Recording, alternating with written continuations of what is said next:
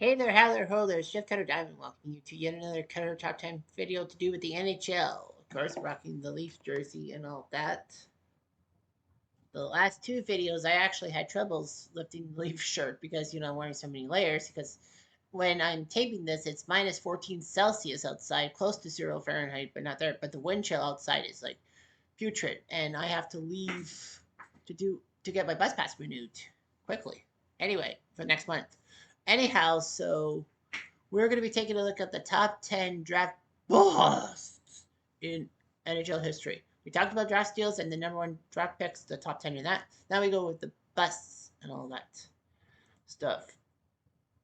So we will start this off at number 10 and a contentious bust from the 2020s, Alex Lafreniere from the New York Rangers.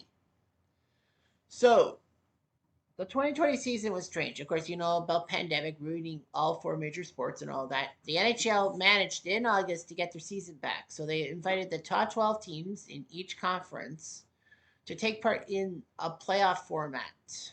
The top four teams got byes to the quarterfinals, and that there would be preliminary round games in the bubble in Edmonton and Toronto. That, you'll be playing in Toronto, of course, no fans. You're basically like playing out the string and all that. Of course, Leaf fans hate 2020 because of the fact they lost to Columbus in the first round. I mean, who the hell loses to Columbus? That's cat's meow in the background. Anyhow, the Rangers got the number one pick, even though they were a playoff team, because there was one ping pong ball of, well, what happened was the first phase of the lottery had the teams that did not make the playoffs and one ping pong ball for a playoff team and all that, like a team that would make the playoffs.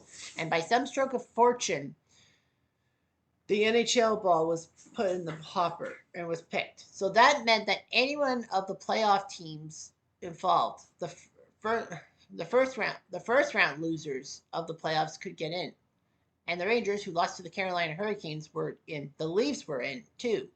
Everyone thought that the Leafs were going to get the number one overall pick in 2020, but it didn't happen. It was a blue and red logo, the Rangers.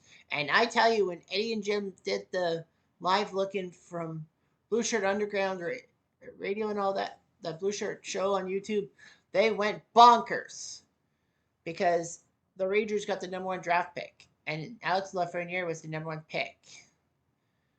Well, if it wasn't him, it was Jack Hughes. They could have won Jack Hughes, but they didn't, and the Devils have used him to good start. Lafreniere has been doing that well offensively. The Rangers have been falling at the bottom of the barrel, and basically the Ranger fans have given up. Number 9 is Griffin Reinhart, 4th overall, 2012 to the New York Islanders. New York just can't catch a break. Either the Islanders or the Rangers. The New York Islanders were hoping this guy would be big. It's a 2012 draft. The number one pick in the 2012 draft is in this list at number 3, I believe. But anyhow, 2012, the New York Islanders were looking for a defenseman, and Griffin Reinhart was there. Griffin had pedigree because his father, Paul Reinhart, Kitchener, former Kitchener Ranger, and he played for the Flames and Canucks, and his brother, Sam Reinhart, was a decent player. Well, Sam does have a few rings under his belt. Anyhow, Griffin was there for the Islanders, and unfortunately, high hopes, he just couldn't do it. He was surpassed by his peers, and nothing could happen. Number 8 is Hugh Jessamine, 2003 with the Rangers, 12 overall. This is what they call the greatest draft class in NHL history. I mean, you could compare that to the 1996 or even the 2003 NBA draft as the best ever. But look at the names in 2003. There were first round picks. Marc-Andre Fleury, Pittsburgh. Eric Stahl, Carolina. Nathan Horton, Florida. Nah, he was okay. Sherdev, Columbus. Thomas Vanek, Buffalo. Milan Mahalik, San Jose. Ryan Sutter, Nashville. Braden Colburn, Atlanta, when they had a team. Dion Phaneuf, Calgary. Andrei Kostichin, Montreal. Jeff Carter, Philadelphia. Dustin Brown, Los Angeles. Brent Seabrook, Chicago. Zach Parise, New Jersey. Ryan Getzlaff, Anaheim. Brett Burns, Minnesota. Mark Stewart, Boston. Ryan Kessler, Vancouver. Mike Richards, Kitchener, Philadelphia. Brian Boyle, Los Angeles. Corey Perry, Anaheim. Oh, I thought Corey Perry was drafted second in 2005. I've been making boo boo. I've been making massive boo boos. Where did the Ducks get second? Oh, Getzlaff went second in 2005. I thought Corey Perry was 2005. Fuck. I just realized that. Nevertheless, those guys were in the first round of the draft. And Hugh Jessamine was, or Huge Specimen as the Rangers fans call him. He only played 2 games in the NHL. But they weren't with the Rangers. They were with the Florida Panthers. 8 years after he was drafted. That's how shitty he was. He couldn't make the NHL rosters for crap for 8 freaking years. So basically, his selection was glaring, and the New York Rangers basically couldn't believe their luck. They could have had Mike Richards. I'm just saying. Number 7 is Doug Wickenheiser, first overall pick, 1980 by the Montreal Canadiens. This was shocking.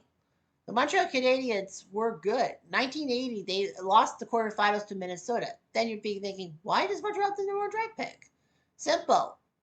The team that was supposed to have the number 1 draft pick was Colorado. Yes, that was the Don Cherry led Colorado Rockies. They sucked. Hardy Astrom basically regressed from his time as a New York Ranger, stopping that Montreal unbeaten streak at the Forum, or in the NHL within. And then all of a sudden, Colorado couldn't find a goalie. And they actually lost on the final day to the Winnipeg Jets because Winnipeg was allegedly trying to tank, but Colorado couldn't beat Winnipeg. So Winnipeg got the number 1. So Winnipeg couldn't have the number 1 pick. They got number 2. They got Morris Lukwich, which wasn't that bad. But the Canadiens would have the first pick in 1980 because Colorado traded that first round pick for Sean Shanahan or something like that. Yeah, Montreal basically fleeced Colorado out of their first overall pick. Well, of course, everyone didn't think Colorado would have the first overall pick. So Montreal had the first pick, and they chose Wickenheiser from the Western Hockey League. It wasn't that bad. I mean, Doug Wickenheiser was decent in junior with Regina. But the problem was who they didn't draft. Yeah, Wickenheiser was drafted first. Lukwich went second. Despite what you think, Dale Hawerchuk went it in 1981, and he was the first overall pick by the Jets. But the fact of the matter is that Doug Wickenheiser was drafted over Denny freaking Savard. Those stars were aligned for Savard to be the number 1 pick by Montreal. His junior team was in Montreal. He played on a line with 2 other guys named Denny. Part of the Trois Denny or the 3 Denny line. That should have fallen right to Montreal's hands to take Dennis Savard. Winnipeg could have taken Dennis Savard, but they went with Lukwich, which wasn't a bad choice. They were okay. But Chicago took Dennis Savard, and he did his Savardian spinorama. The Habs did get Dennis Savard 10 years too late in 1990, trading Chris Chelios for him. Savard did win the Stanley Cup as a habitant, but he was regressing a little bit, and Chris Chelios was playing till like 2006. Wickenheiser didn't have the expectations. Well, he had lofty expectations, but he didn't do so for Montreal. So they traded him to St. Louis, and he did better. And Wickenheiser will always be remembered for scoring the overtime goal for the Blues against the Flames, Game 6 of the 1986 Conference Finals in the Monday Night Miracle, which Calgary was up 5-2 with 13 minutes left and choked it. But Calgary did win Game 7 at home, so at least they had a chance. Unlike the Leafs in 2013, they lost, they were out. Okay, number 6 is Brian Lawton, 1983 first overall pick by the Minnesota North Stars. So Minnesota had the first overall pick in 1983. Of course, this was 1983 was kind of when the start of the North Division, the Black and Blue Division, in which there were 5 teams in the NHL's North Division, and the top 4 made the playoffs, no matter what happened. So you had some shitty teams that did not deserve to make the playoffs in any other year, but made the playoffs in the 80s because the North Division were inept. I mean, Chicago seemed to be the class of the league. St. Louis, Minnesota, Chicago, Detroit, and Toronto all turned sending crappy teams to the playoffs that in any other year would definitely not make the playoffs. One comes to mind in 1988 when the Leafs beat the Red Wings on the final day to get into the playoffs as the 4th seed. They were the second worst team in the NHL, and the North Stars were the worst team because they kind of put it over the North Stars. The joke was on Toronto because Mike Modano was first overall that year. But anyway, the North Stars were thinking about this 18-year-old prep student from Massachusetts by the name of Brian Lawton, and thought, yeah, he's a good NHL player and all that. We got to make it. And he became the first American-born player to be selected first overall. A lot of people probably said Patrick Kane, but nope, it's not. Or even Brian Berard. Nope, it's Brian Lawton. So yeah, Brian Lawton does his job, and unfortunately, he sucked. The only reason I know about Brian Lawton off the top of my head was because I had his hockey card with the San Jose Sharks, and they said it was first overall. Him? Really? How? Okay, then. I believe this was the draft that Yzerman was drafted. Yeah, Yzerman. This was when he went 4 for 5 to the Red Wings, and Minnesota could have had Steve Yzerman. Number 5 is Pavel Brando, New York Rangers, 4 for overall, 1999. This is the last time I will have a guy not named the first overall. So the first 4 on this list comes from the first overall thing. But yeah, Pavel Brando was good for Calgary and World Juniors. So the New York Rangers were looking forward to this guy because he would show some offensive firepower. And yes, this was the Sedin draft in '99 when Vancouver maneuvered everything and got the Sedin boys first and second overall. I mean, second and third overall. And yes, the number 1 pick in 1999 is on this list. That's a stupid hangnail comes into play. But anyway, yeah, Pablo Brando went to the Rangers. Unfortunately, he went to training camp overweight and just couldn't get anything going. He was traded to Philadelphia in the Eric Lindros deal and didn't show much promise. Number 4 is Rick DiPietro, first overall pick in 2000 by the New York Islanders. DiPietro had problems. He had inconsistent play and he was plagued by injuries and all that. Neither of the top 3 actually had a lot of injury problems, but yeah, Rick DiPietro. Yeah. The New York Islanders were desperate for goaltending help. They traded away Roberto Luongo to Florida so that they could draft Rick DiPietro first overall, the man from Boston College. And the Islanders thought, Charles Wang and Sanjay Patel thought that the Islanders could get Rick DiPietro and make him a franchise goalie, kind of in the Billy Smith vein of things. So DiPietro went first overall, and of course, it took a couple years before he went back to the NHL and started games. Garth Snow and Chris Osgood kept it hot, kept the seat hot. Unfortunately for DiPietro, he got injured a lot. A couple of players ran into him, and the others gave him a 15-year contract because they figured we need to reward him before he goes to free agency. One tiny little problem: 15 years is a lot too long, and the others had to cut him loose. DiPietro did not play for another team, but they still have to pay him money. It's kind of like Bobby Bonilla with the Mets. Like the Mets have to pay him every year for the next 10 years. Number 3 is Nail Yakupov of the Edmonton Oilers, 2012, first overall. Edmonton had a long list of 2010's futility so bad that they got 3 number 1 draft picks.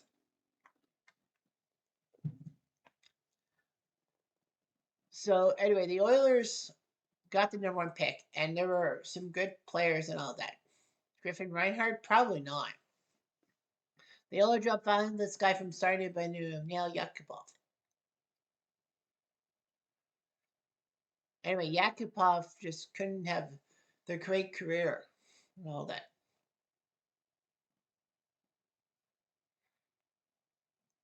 And anyhow, he would bounce through multiple teams.